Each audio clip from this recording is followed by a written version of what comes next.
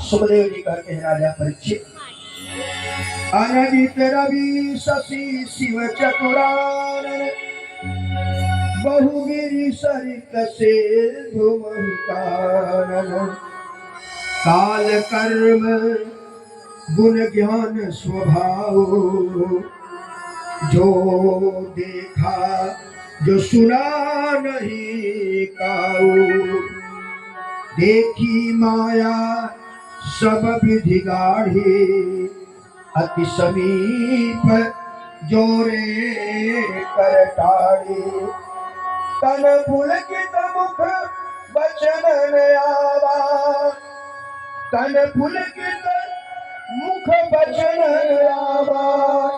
नयन मोति चरणन सिर नावा नयन मोति चरणन सिर नावा। कन्हैया के मुंह खुलते ही कांपने लगी थर थर हजारों सूरज हजारों चंद्रमा सारे तारे पूरी सृष्टि जो आज तक सुना भी नहीं गया था देखने की तो बात अलग है सारी सृष्टि कन्हैया के मुंह में दिखाई दे भैया कांपने लगी थर थर हाथ कांपने लगा भैया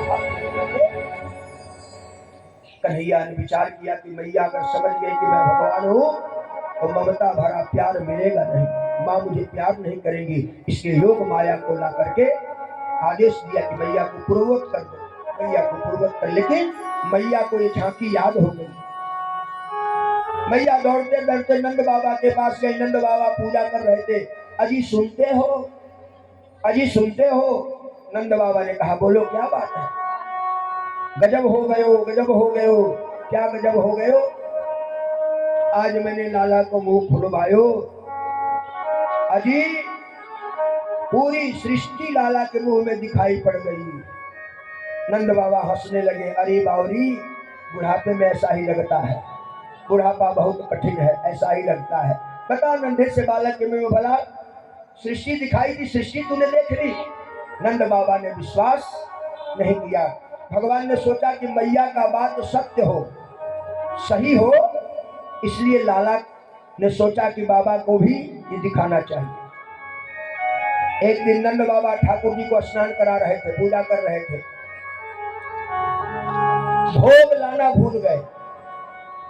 स्नान करके वस्त्र पहना करके ठाकुर जी को भोग लगाने के लिए जैसे ही बढ़े तो भोग की सामग्री नहीं